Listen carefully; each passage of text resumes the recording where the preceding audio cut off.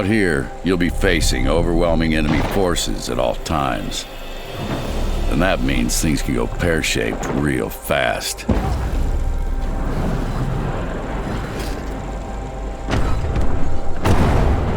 This could have been a success with better mission prep. Picking the right agents for each mission is critical. If your agent's known to the enemy, it'll be an uphill battle from the start. And it's usually a good idea to send in someone who can speak the local language. The right tools make short work of any job. Silenced weapons are your best friends. Deadly quiet and they can take out your targets from a distance. Get your foot in the door with a handy lockpick. And if the bullets start flying, it's good to have friends who can cover your men from enemy fire. Knowing is half the battle. Cliché, I know. But in this line of work, it can hardly be more relevant. Informers, tapping comms, infiltration of enemy facilities. It'll give you an idea of what to expect. But not all of your intel is complete. You'll have to piece it together from bits collected across missions. Everything is connected. Sometimes, it's best to go straight to the source.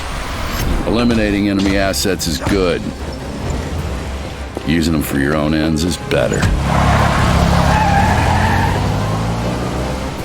Beholder scientists perfected mind control technology. They won't ask your permission to use it on your agents. So it's fair game to do the same to their people. And if you want to get out of this alive, you'll also have to keep up with the conspiracy tech. They have all the shiniest toys. Their gadgets may blow up in your face, but nothing beats an armored helicopter getting you out of a tight spot. When you've pinpointed an enemy operation, use all that prep work to stop it in its tracks. Scout ahead. Support your ground team. Plant sleepers and moles. Make no mistake, they still have unlimited resources at their disposal, and they won't hesitate to use them. You must be quick and deadly, and vanish before they know what hit them. Good luck, Agent.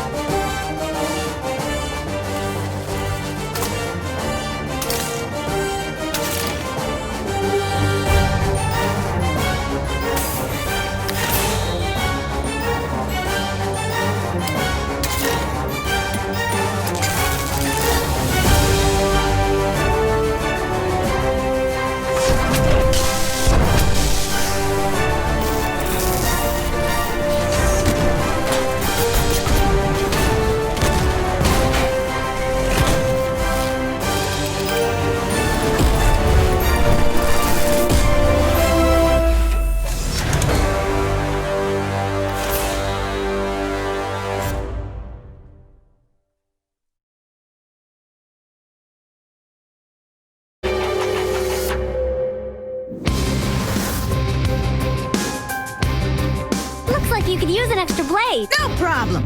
Let's get going.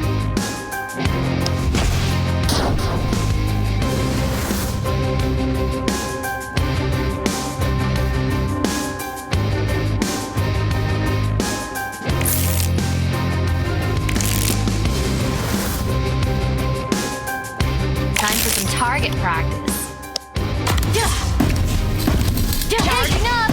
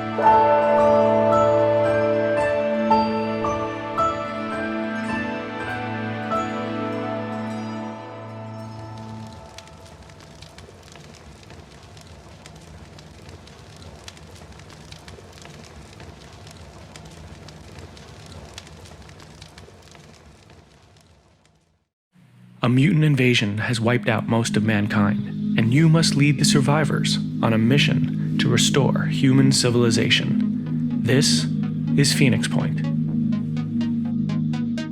Phoenix Point is a turn-based tactical combat game with real-time global strategic planning.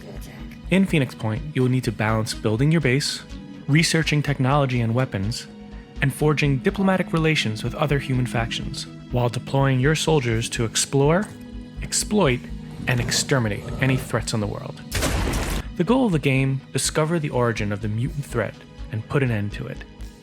When you begin a Phoenix Point campaign, you will start in the Geoscape, which represents the game's strategic layer.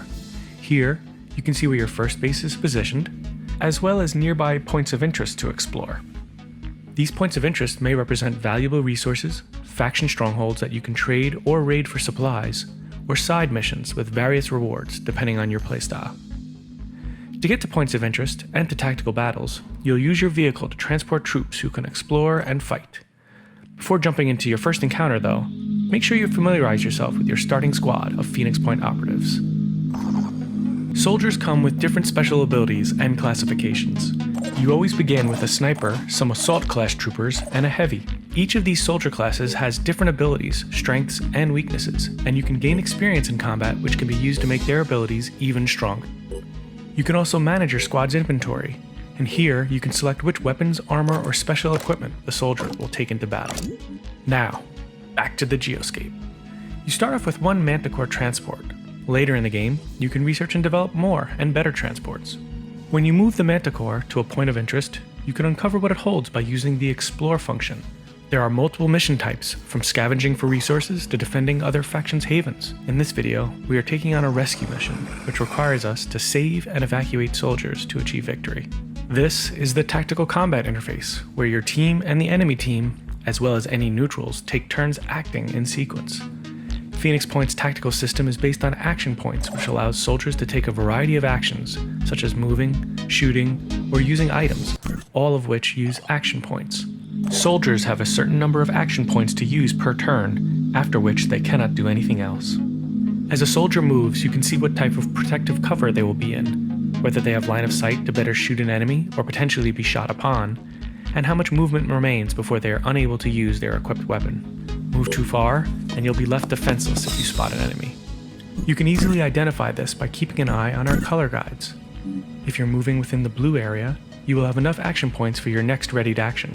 However, if you start to cross into the yellow, you will not. There are also indicators which will guide whether or not you will have line of sight on an enemy where you are planning to move. Typically, soldiers will move, take cover, shoot, use items, or throw grenades during a turn, though various class-based actions also exist, like jet jumping. Most of the time, not all enemies will be revealed right away on maps and must be discovered, or will discover your soldiers. One key difference in Phoenix Point from some other tactics games is that Phoenix Point uses realistic ballistics as opposed to a die roll to determine hits. Each projectile fired in a game of Phoenix Point is a physical object which can damage whatever it hits, including structures, vehicles, and even things the player may not yet be able to see.